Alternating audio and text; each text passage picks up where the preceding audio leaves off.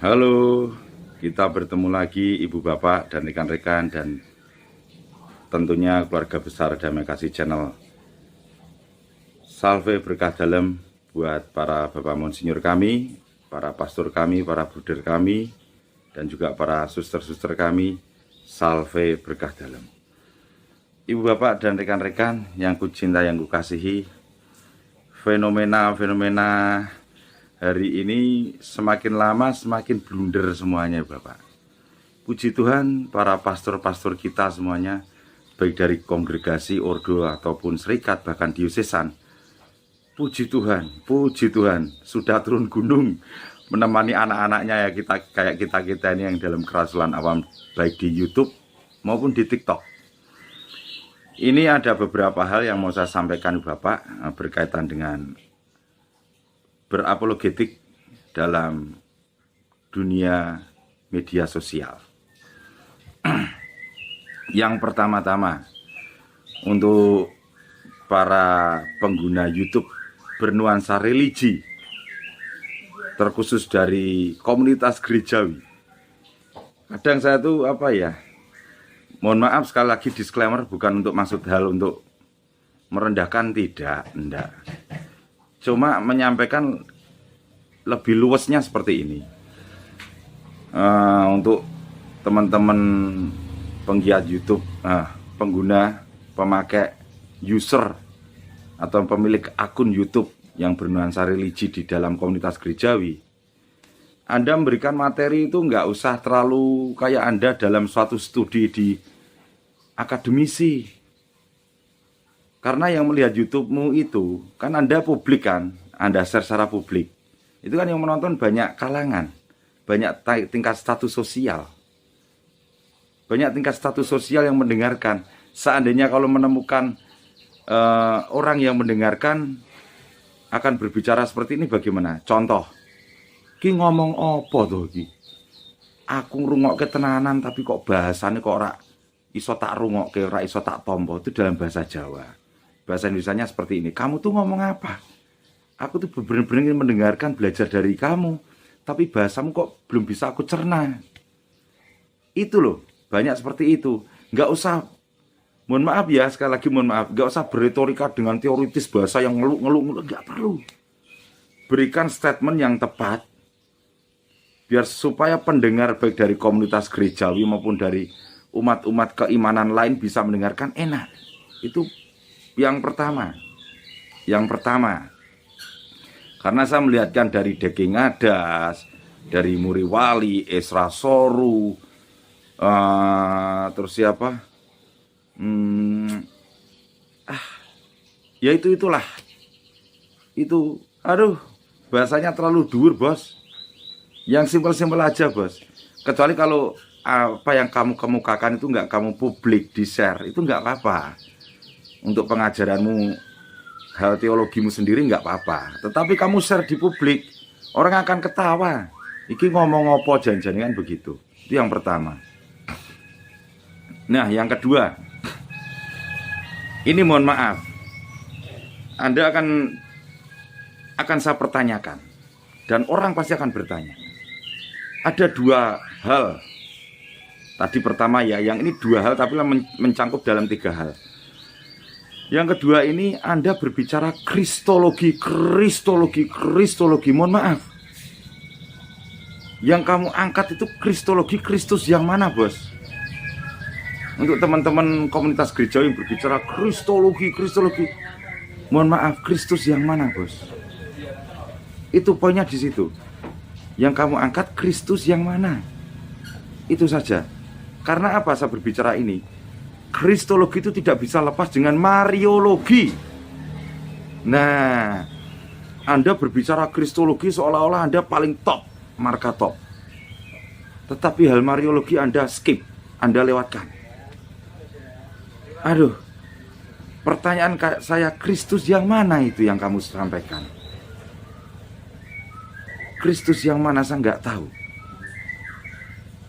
Anda bisa menghormati ibumu, Anda bisa menghormati saudari-saudari perempuanmu, entah itu adikmu, entah itu kakakmu, entah itu iparmu. Engkau bisa menghormati bibimu, nenekmu. Itu wanita semua yang saya sebutkan ya. Dengan Anda hormat total, secara totalitas Anda menghormati, iya. Hei, ini Maria loh, Bunda Maria loh. Firman di dalam rahimnya dirawat, dijaga sampai firman menjadi daging. Kamu kristologi yang mana? Renungkan itu.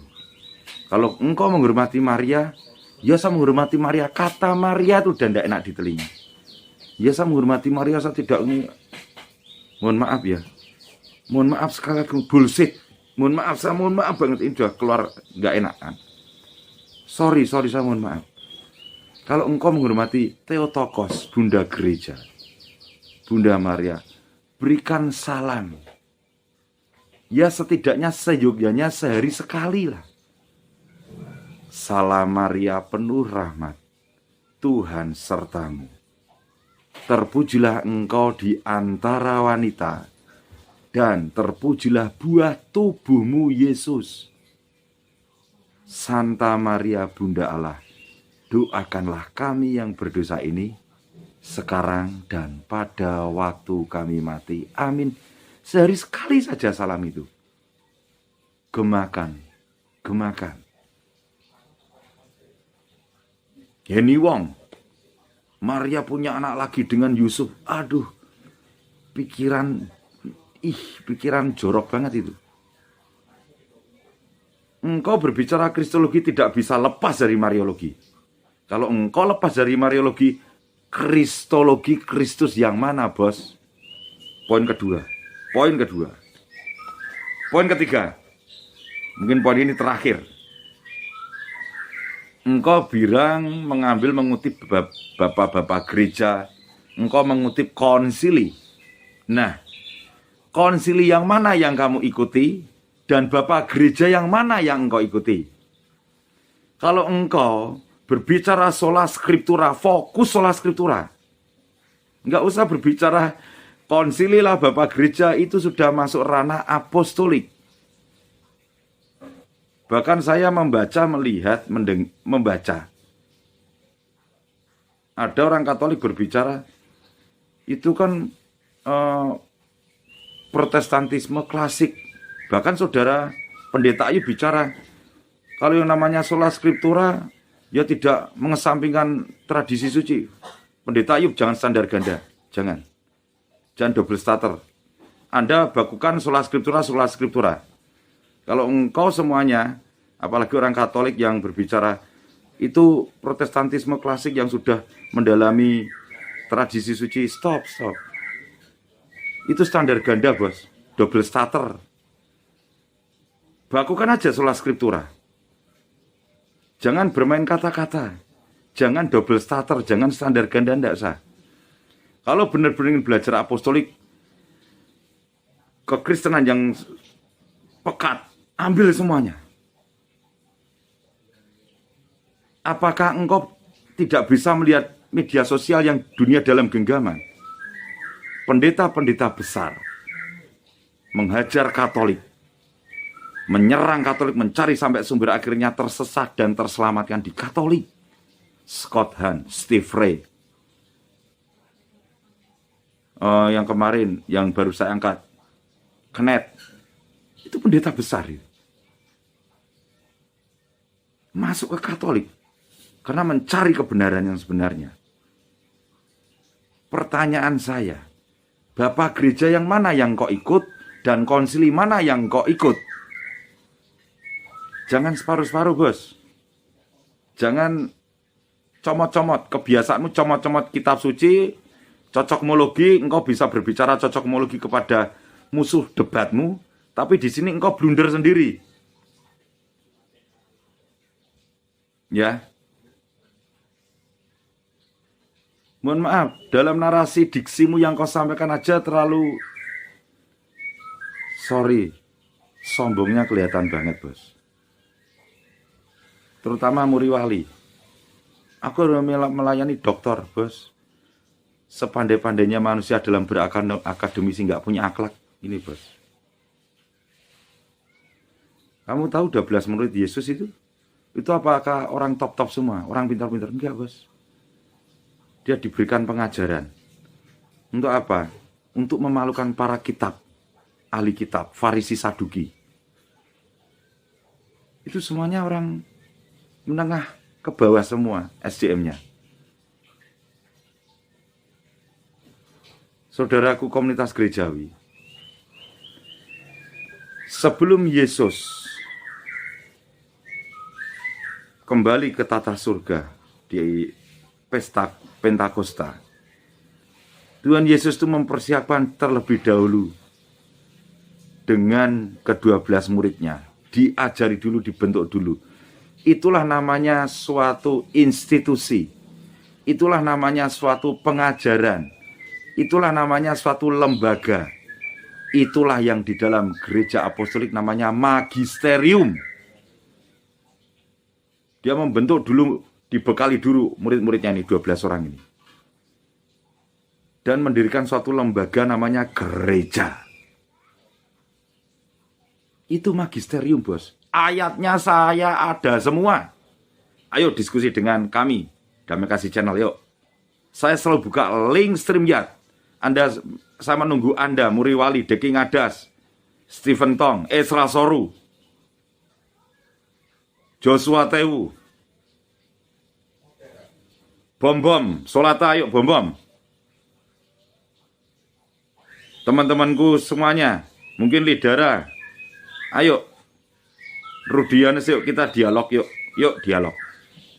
Ayo, saya mengundang Anda semuanya untuk berdialog.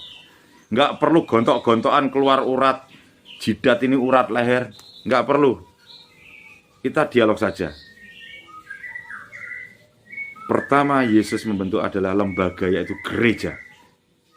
Dan magisterium. Nah itu, bos. Ayatnya ada semua komplit, plit, jerit, total, dok, ceplok, telur, komplit, magisterium ada. Habis itu melakukan dengan adanya tradisi suci. Tradisi suci itu dibentuk semuanya, diajarkan melalui liturgi-liturgi. Salah satunya tradisi suci yaitu konsili pertama Yerusalem. Sampai sekarang, itulah gereja yang satu, kudus, katolik, apostolik itu memelihara, melestarikan itu, menjaga itu, bos. Anda berbicara, Muri Wali berbicara konsili Kalsedon untuk menanggapi romo kami. Aduh, bos, Muri Wali, aduh. Kamu nggak tahu tradisi, jangan berbicara konsili dengan kami, bos. Konsilimu apa tahu? Jamnia. Kamu tahu Jamnia apa? Konsili Jamnia. Pelajari dulu. Oke, bos. Nah, gitu loh, bos. Jadi enak, bos. Itu tradisi, ya. Terus tulisan-tulisan. Magisterium, tradisi suci, dan kitab suci. Sebetulnya yang tertulis itu belum kitab suci, belum, bos. Itu kanonisasi, bos, nanti. Yang anon bapak-bapak Katolik, ya. Disclaimer bapak-bapak Katolik. Daripada aku ngomong bapak gereja, nanti kamu ambil comot-comot, ya, itu bapak-bapak Katolik gitu. Bapak gereja itu Katolik semua. Tulisan itu apa? Kayak Didake, tulisan-tulisan homili-homili para bapak gereja. Itu yang ada di papirus-papirus, manuskrip itu, bos. Itu tulisan, bos. Bukan yang kamu pakai LAI, produk LAI, cetakan LAI, bukan itu, bos, bukan. Kitab suci saat itu belum ada, bos, ya. Kitab suci perjanjian baru belum ada. Itu aja, bos, ya. Oke. Mohon maaf apabila ada ucap tutur kata kami yang kurang berkenan, saya mohon maaf. Ini sedikit video saya biar teman-teman mau berdialog dengan kami. Damai Kasih Channel Team, Apologet Katolik, Kristen mula-mula, Katolik, ya. Saya tunggu teman-teman yang tadi saya sebutkan, mari berdialog dengan kami. Ayo, kita kupas secara baik, secara elok, biar semua pemirsa tingkat status sosial bisa menerima. Sekali lagi mohon maaf apabila ada ucap tutur kata kami semuanya yang kurang berkenan, mohon maaf. Akhir kata dari kami semuanya. Salve, berkah dalam. Tuhan Yesus memberkati. Bunda Maria mendoakan dan melindungi kita semuanya. tetap semangat dalam berkarya. Amin.